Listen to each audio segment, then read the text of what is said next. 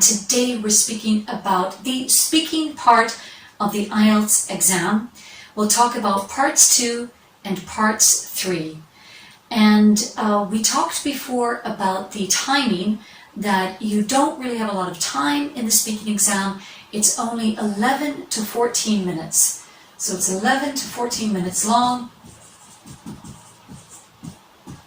However, it is an important part of the exam because your ability to speak with people, your ability to interact, to communicate is absolutely essential, not only for your career, but also for your relationships.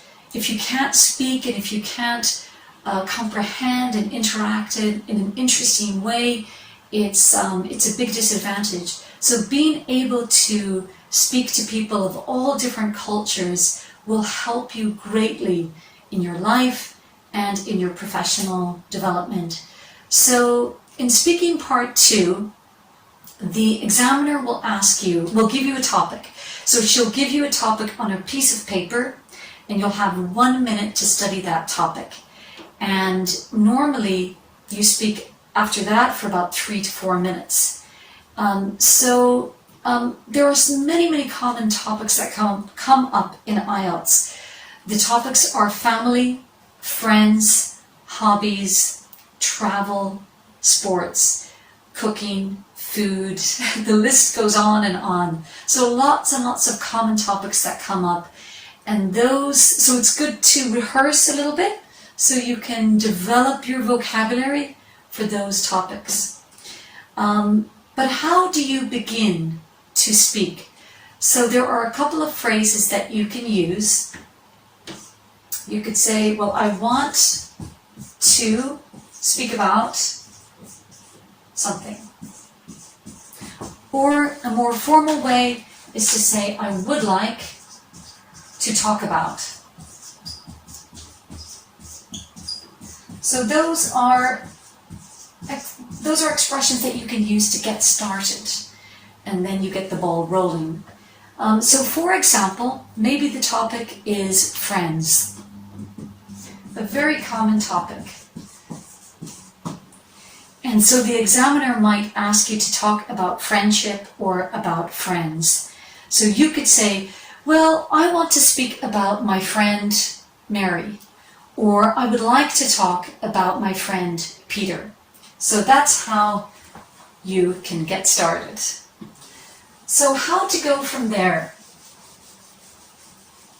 If you want to be a good speaker, you need to improvise. You need to be able to go from one point to another to another. That is what a good speaker does. A good speaker thinks on his feet. And also, you may not know what topic you will discuss in advance, so you need to be able to create from one point to another. The other thing is that the examiner will be testing your grammar range. So it's good to use the past tense, the present tense, and also the future tense. So if you say, well, I would like to speak about my friend Mary, you could say, well, I met Mary in school. So that would be one reference to the past. So the examiner knows you can use the past form correctly. Present form. I often play tennis with Mary at the weekends. So here you're using your present form with an adverb of frequency. So you're proving that you can use adverb of frequency and present simple.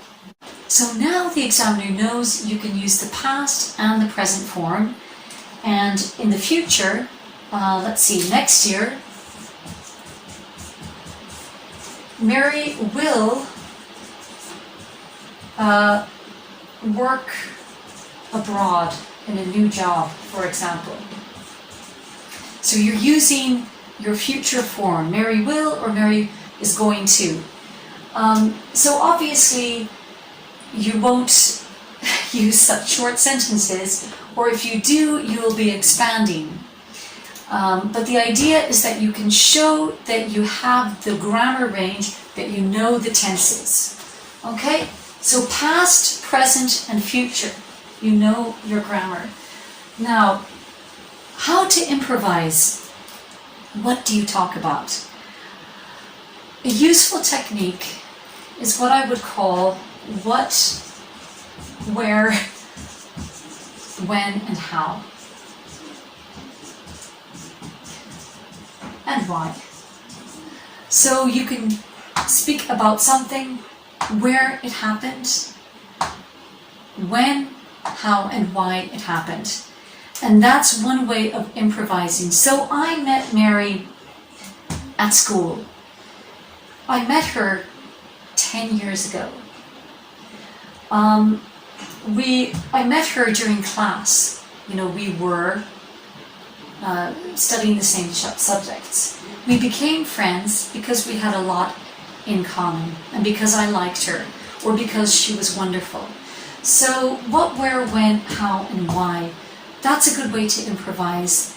Instead of giving one piece of information, give 5 pieces of information. Of course, you only have 3 to 4 minutes, but that should be enough time to start to improvise your ideas.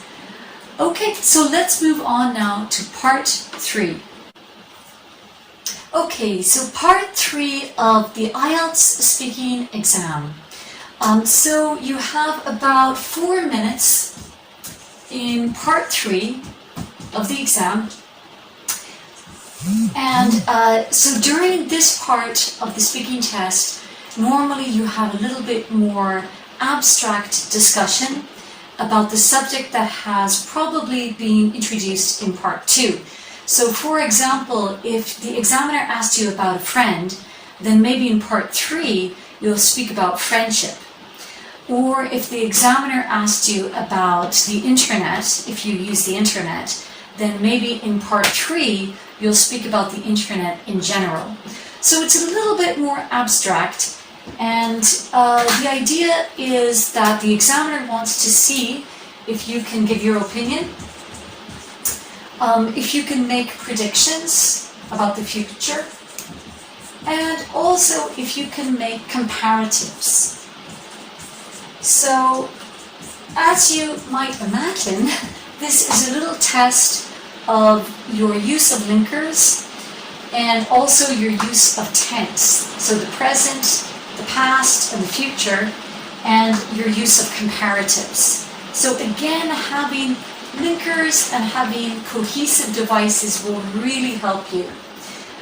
So let's take a subject. So if the examiner asks you about the use of the internet, the examiner might ask you, well, in your country, do people use the internet very often? And you could say, in my opinion, many people use the internet.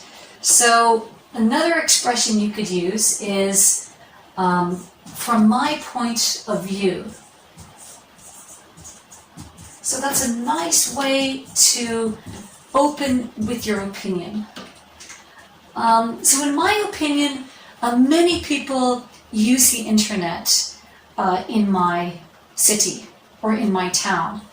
And then you need to give an example. So you could say, well, for example, about 90% of people use the internet. And they use the internet in the library, or they use it at home, or in schools. Okay, so you need to give your opinion, and then you need to give examples. Okay, so give your opinion and give examples. All right, for example is a good linker. Or for instance. For example or for instance. And then you need to try to develop your opinion. So the examiner might ask you, well, is this a good thing? Do you think that the internet is a good thing. And you could say, yes, I believe the internet is very good for many reasons. And then you need to start to give your reasons. So, I believe this is a good thing for many reasons. So, for example, so again, those linkers are very important because you will be marked on your use of cohesive devices. So that shows that you are coherent in your ability to give a logical argument. And again, expand, improvise. So don't give just one reason, give 3 reasons, give 4 reasons. And again, don't worry if the examiner doesn't agree with you or they may not have the same point of view. That doesn't matter. The examiner is not testing you. It's not a discussion. He's not testing you on whether you're going to get on with him or not. He's testing you simply on your ability to express yourself.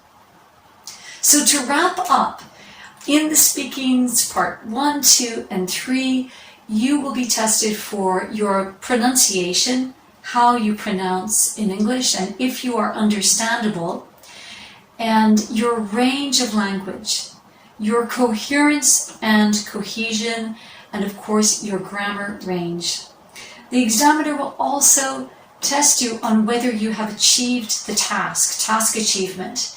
So if he asks you a question, you are expected to answer or to improvise on that question.